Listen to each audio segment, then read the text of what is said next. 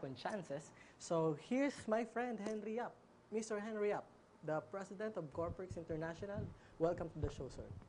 Good afternoon. Yeah. All right, sir. Anong nagdala sa inyo dito?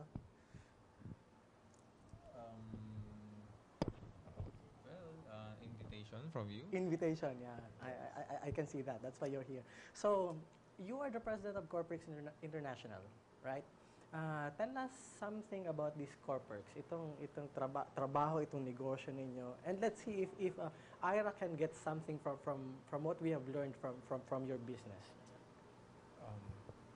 Well, for Corporix International, we started this last year with a vision, which is to have an empowered Christian nation.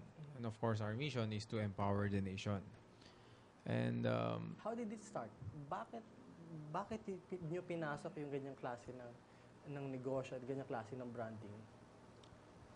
Well, I've been in business for several years now. And most of my business, of course, profit yung inaano natin, bottom line. But this is the first project that I did that I really masasabi mong proud ako na sabihin ko that I'm the author behind of this. No? The whole thing kasi is about empowerment. No? So, which focus a lot on youth empowerment. I see. So, in what ways? In what ways natin na-empower ang kabataan? In what ways natin na-empower yung mga consumers? Using this My Perks card. Kasi I've heard na itong My Perks card na to, tutulungan niyo yung mga consumers na makapag-save gamit itong card na to. So, tell us something more about the My Perks card. Well, inunahan mo ako, but... wala kang magagawa in the post, so please. Yeah, okay. Anyway, well, of course, as Corporix launches, no, our initial act is My Perks. No? Yung My Perks card kasi is the first ever corporate perks card in the Philippines. And ang goal nun kasi is to make people feel good about themselves. No? Kasi wherever they go, they got to enjoy the card. No? There are some privileges from our associate merchants.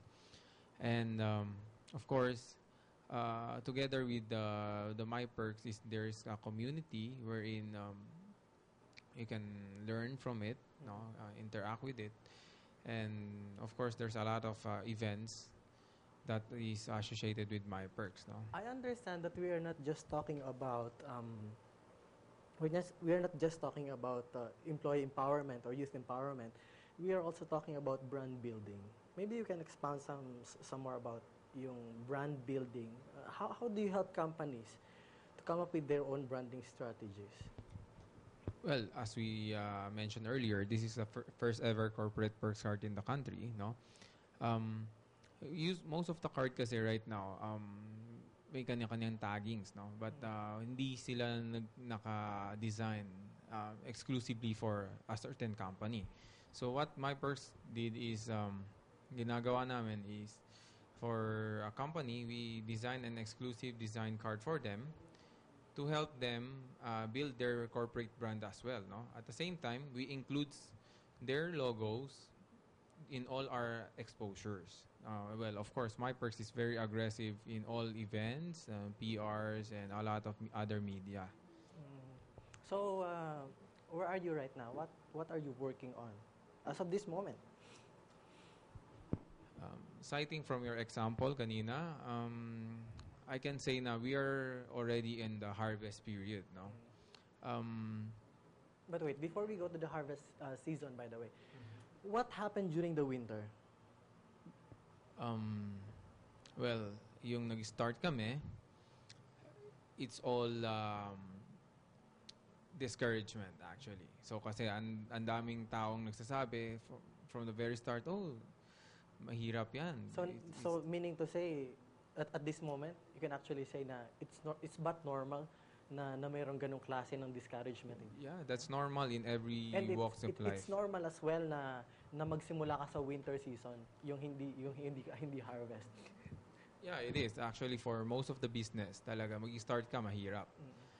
That's why there's a saying in Chinese that everything starts hard. So, but you have to be determined and you have to have a clear vision lang kung ano ba talaga gusto mo and stick to it. What did you do during winter?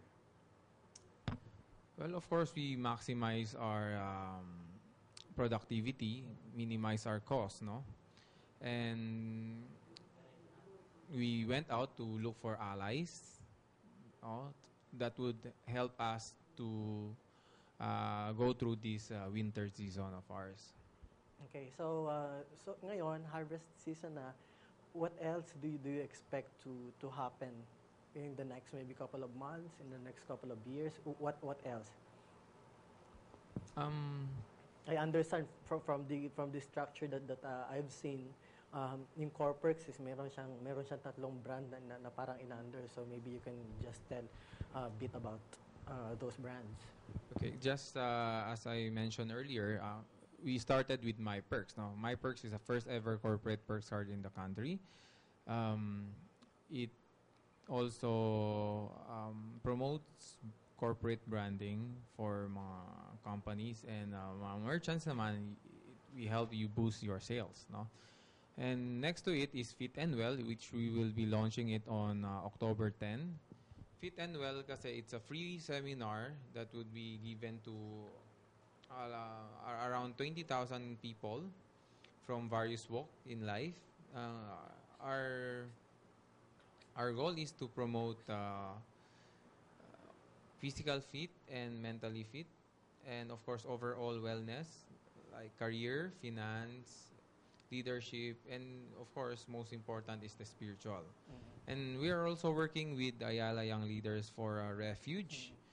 The Refuge project is resources and fund generation. So in all of this, did you ever find fulfillment in what you're doing? Yes, actually. In case may mga tao bang they're trying to just put you down or pull you down because you're doing all of this stuff, are other people who are doing that? Right now naman, wala na masyado. No? But yung start, medyo marami. But I'm expecting in the future, meron pa rin yun. Meron pa rin. Ganun talaga. Lalo na. That's normal. Alright. So Ira, if you can just listen to what Mr. Henry Yap is telling you, it's just I think and we believe that it's normal for you to have those detractors around you. You see, as I told you before, hindi naman forever yun, no? And that means na walang double night. Pag natulog ka ngayong gabi, just hang on. Darating yung umaga, hindi pa pwedeng gabi uli ang kasunod ng isang gabi. So yeah, what else do you expect from My Perks and your activities?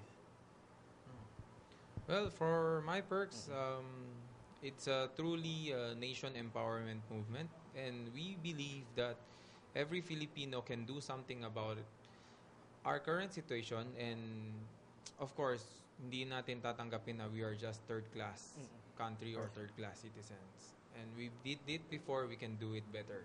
Yeah. Okay, as long as we are stick together. Right. Thank you so much, Mr. Henry Yap. We would Thank like you. to have more of you in the next episodes that we're going to have here.